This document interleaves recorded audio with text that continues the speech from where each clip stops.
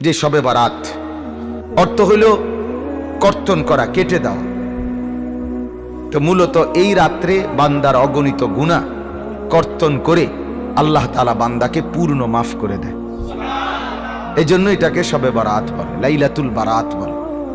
এটাকে লাইলাতুর রাহমা, রহমতের রাতও বলে, যেহেতু আল্লাহ তাআলা অফুরন্ত রহমত এই রাতে বর্ষণ করে। এটাকে লাইলাতুন নিসফে মিন শাবান, শাবানের অর্ধরাত্রি মানে অর্ধেক, এটাও বলা হয় শবে বারাত।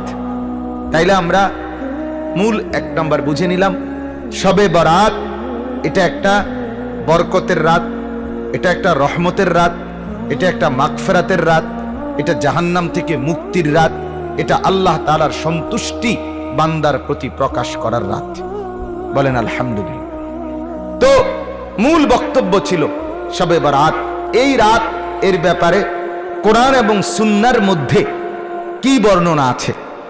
এক নম্বর কথা হলো লাইলাতুল বারাত, যেটা এই আগামীকাল রাত, এটার মূল বৈশিষ্ট্য হলো হাদিসের মধ্যে আল্লাহর নবী সাল্লাল্লাহু আলাইহি সাল্লাম বলেন, লাইলাতুল বারাতে আল্লাহ তাআলা পরবর্তী এক বছর পৃথিবীতে কি কি দিবেন, বর্ষণ করবেন, নাজিল করবেন, এটার চূড়ান্ত ঘোষণা লিখিত কপি আল্লাহ তাআলা ঘোষণা করে দেয়।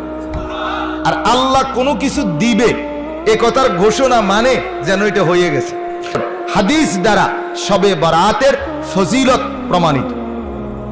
অর্থাৎ লাইলাতুল বারাত এই শাবান মাসের 15তম দিন 14 তারিখ দিবাগত রাত আল্লাহর নবী সাল্লাল্লাহু আলাইহি ওয়াসাল্লাম নিজেও আমল করছেন এবং উম্মতকেও আমল করতে বলছেন, এবং আল্লাহর নবী অসংখ্য মানুষকে গুনাহ মাফ করবে এই রাতে, এই ঘোষণা আল্লাহর নবী সাল্লাল্লাহু আলাইহি ওয়াসাল্লাম পেশ করেছেন।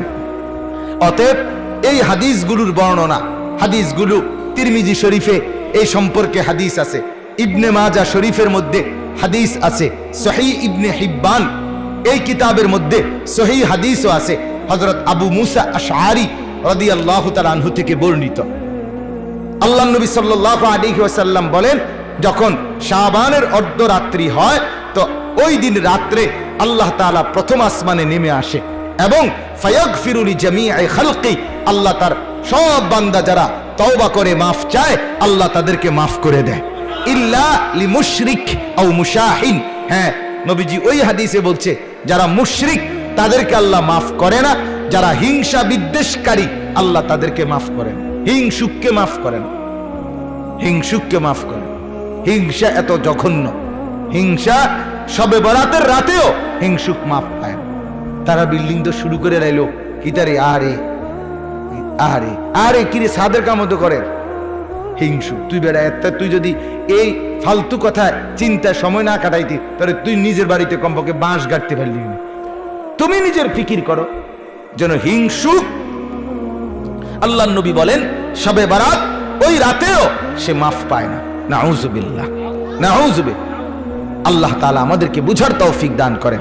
আমার বাপ রাসূলুল্লাহ সাল্লাল্লাহু আলাইহি ওয়াসাল্লাম হযরত আলী থেকে বর্ণিত, নবীজি বলছেন, যখন শবে বারাত ওই রাত আসবে তোমরা রাত্রি জেগে কুমু লাইলাহা, রাত্রি জেগে তোমরা বন্দিগি করিও, ওয়াসুমু নাহারাহা, এবং দিনের বেলায় রোজা রাখো। তাহলে এই হিসাবে আমাদের জন্য করণীয় হলো রাত্রি জেগে ইবাদত করা, দিনের বেলা নফল রোজা রাখা। আপনি নফল ইবাদত করবেন, অর্থাৎ আপনি জিকির করবেন, আপনি নফল নামাজ পড়বেন, কোরআন তেলাওয়াত করবেন, তওবা করবেন, দোয়া করবেন, কান্নাকাটি করবেন, একাকী গোপনে গিয়ে কবর জিয়ারত করবেন, নিজে সারা রাত যদ্দূর শরীরে কুলায় আপনার নফল নামাজ পড়তে থাকবেন, আল্লাহকে ডাকতে থাকবেন। শুধুই আপনি আর আপনার আল্লাহ, এই দুইজনের মধ্যে সম্পর্ক গড়া, এর নাম হচ্ছে শবে বারাত। আল্লাহ রব্বুল আলামিন বলে, লাব্বাইক ইয়া আবদি, বান্দা যতবার আল্লাহকে ডাকে ততবার আল্লাহ বান্দাকে ডাক দেয়, বল বান্দা কি চাই।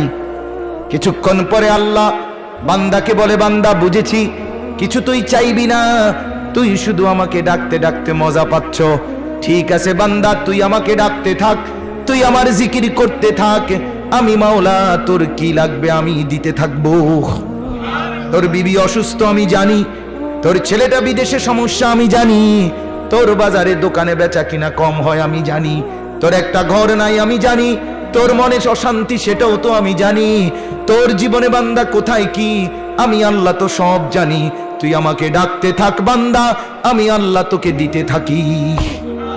হ্যাঁ, আল্লাহর নবী বলেন মান শাগালাহু যিকরি, হাদিসে কুদসিতে আল্লাহ বলেন আমার যে বান্দা আমি আল্লাহকে ডাকতে ডাকতে আমার কাছে চাইতে আর সময় পায় নাই, আমি আল্লাহ সারা পৃথিবীতে চেয়ে চেয়ে যত বান্দা যা নিয়েছে, আমার বান্দা ডাকছে যে আমাকে, না চাইতেই আমি তার চাইতে বেশি দেব। অতএব আপনারা ডাকবেন আল্লাহকে, বলেন ইনশাআল্লাহ। তাই